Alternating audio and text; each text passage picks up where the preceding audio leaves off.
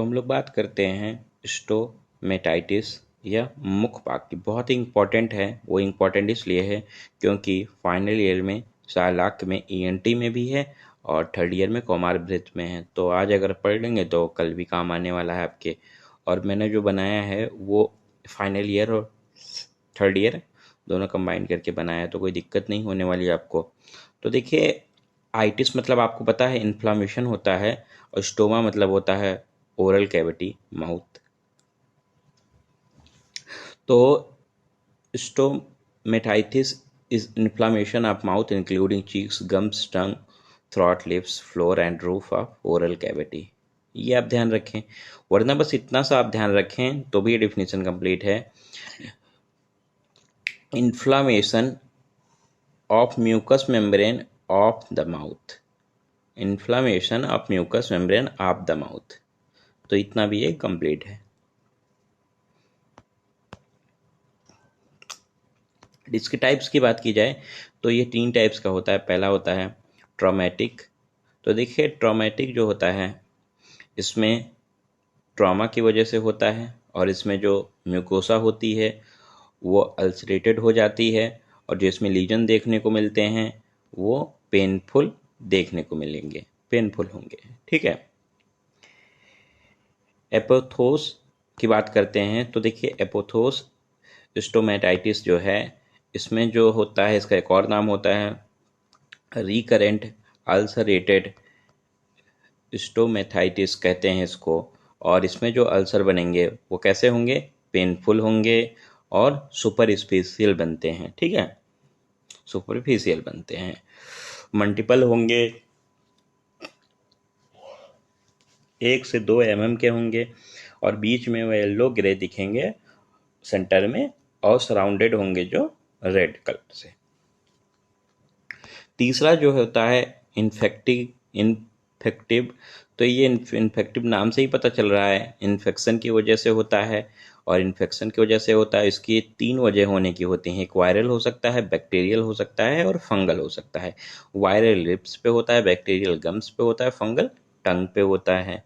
जो इसमें अल्सर बनेंगे वो बहुत ही स्मॉल होंगे, मल्टीपल होंगे, पेनफुल होंगे, और उसमें ग्रे कलर होगा सेंटर में, और सराउंडेड जो होगा रेड कलर से। कॉज की बात करें कारण क्या होता है, तो देखिए इसमें कारण होता है इन्फेक्शन। अब आपको पता है वायरल, बैक्टीरियल, यीस्ट, ठीक है, या पुअर ओरल हाइजीन है। ठीक है, कोई ट्रॉमा हुआ है, केमिकल इरिटेशन की वजह से, या ड्रग्स जैसे कि सल्फोनामाइड्स, या सिस्टमेटिक डिजीज कोई हो गई, गोनोरिया, ये सारी कॉसेस होते हैं इसके मुखपाक के।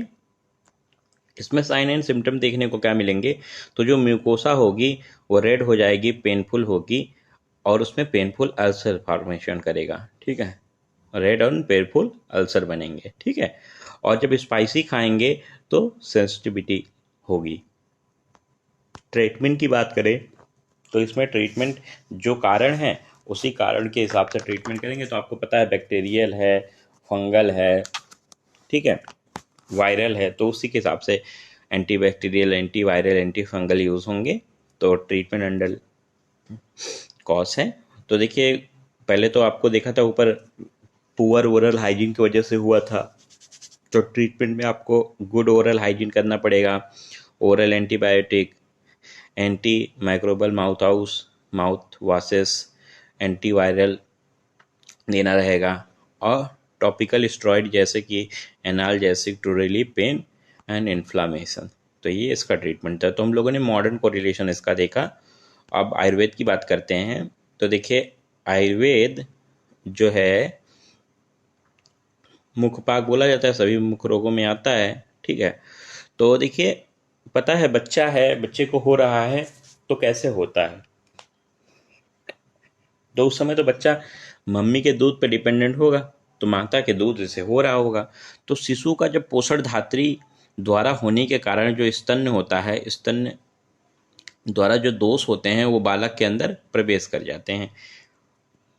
वो जो दोष हैं बालक के अंदर प्रवेश कर गए तो वो मुख पाक कर देते हैं बच्चे के अंदर, शिशु के अंदर और धात्री के अंदर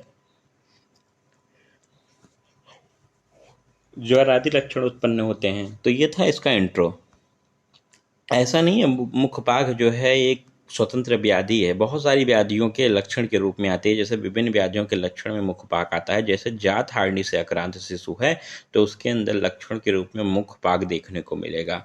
बाल ग्रह में रेवती और शकुनी ग्रह से अगर वो आक्रांत बच्चा है, पीड़ित बच्चा है, तो उसके अंदर मुखपाक देखने को मिलेगा। क्षीरजन्य व्याधि में क्षीर अल्सक होता है, उसमें मुखपाक लक्षण देखने को मिलेगा। विभिन्न रोग जैसे कि चर्म दल हुआ, ज्वर हुआ, तो आदि रोगों में भी मुखपाक देखने को मिलता है। बट वेदनाध्याय जो है हम लोगों का चैप्टर नंबर काश्यप संहिता का सूत्रस्थान का चैप्टर नंबर 25 जो बहुत ही इंपॉर्टेंट है, तो उसमें मुखपाक जो है मुख रोग बताया गया है, तो वो आपको बहुत अच्छे से ध्यान रखना है। तो वहाँ बताया गया है, आप ऊपर का कुछ भी मत याद करें, अगर आप इतना याद करके रखते हैं तो भी इतना सफिशियंट है इस साल के लिए, कौमारभृत के लिए, ठीक है। तो देखो, लाला श्रावम अत्यर्था स्तन द्वयस अरति व्यथा पीतम उदरती क्षीरम नासा श्वासी मुखा में। देखो, लाला श्रावम अत्यर्था मतलब लाला श्राव अधिक करता है।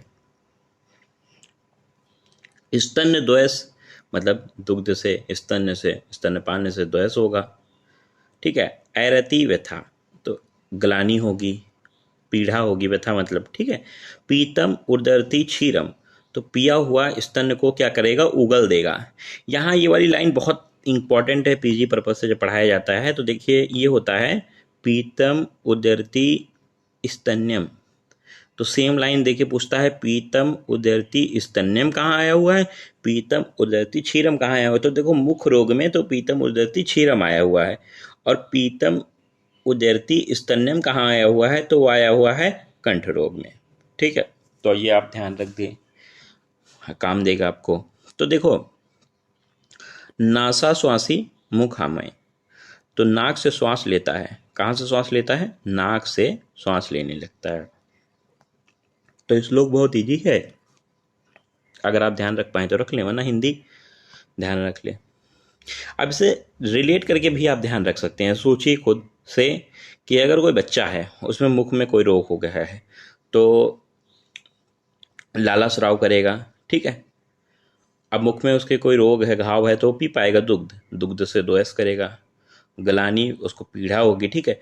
पिया हुआ स्तन मुंह में लेके जाएगा तो जल्दी से उगल देगा, और मुंह से सांस नहीं ले पाएगा, तो कहाँ से सांस लेगा, नाक से सांस लेगा।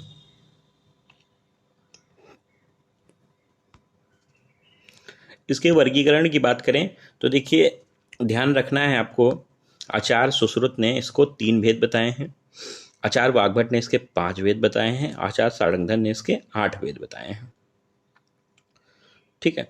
तो देखिए, सुश्रुत ने देखो 3 दोष वो मानते हैं, 4 दोष मानते हैं, वात, पित्त, कफ और रक्त। तो इन्होंने क्या किया, मैं समझाने के लिए बता रहा हूँ, रक्त को पित्त का आश्रय भाव इसलिए साथ ले आए।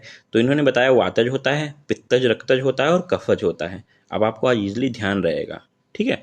वाग्भट ने 5 बताया, वातज, पित्तज, कफज, रक्तज और सनिपातज, और सारंगधर ने 8 बताए।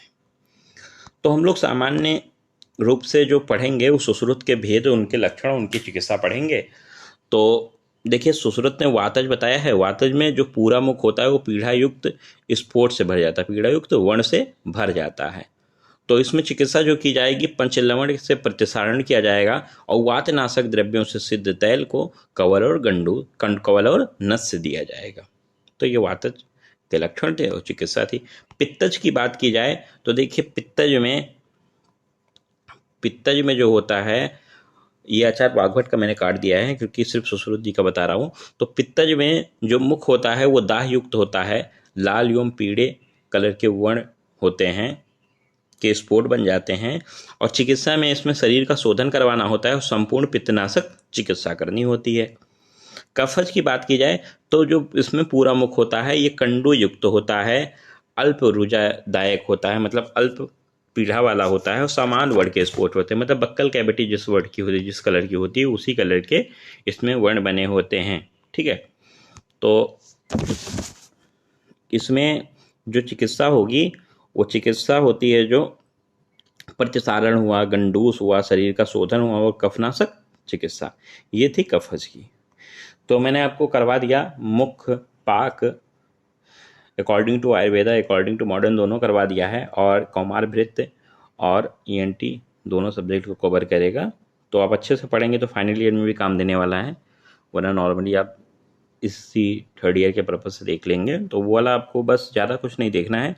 बस आएगी ये वाला पेज आप इजीली तो आपको याद ही हो जाएगा, क्या ही दिक्कत है इसमें, बहुत इजी है। और ये तो आपको याद भी करनी पड़ेगी, और ये कि याद कर लीजिए लक्षण के रूप में बस, और कुछ मत ना याद हो पाए तो। वैसे ये तो इजी है ना कि जातहारणी के लक्षण के रूप में दिखता है, उसमें बालगृह में दिखेगा, क्षीरे जलसज में दिखेगा, ज्वर चरमदल में दिखेगा, इजिली तो सब याद हो जाएगा। और इधर मैंने बताया अकॉर्डिंग टू मॉडर्न जो भी आपको कर दिया है, तो एक बार में अगर आपको नहीं क्लियर हुआ होगा तो दोबारा देख लीजिएगा, बहुत ईजी है।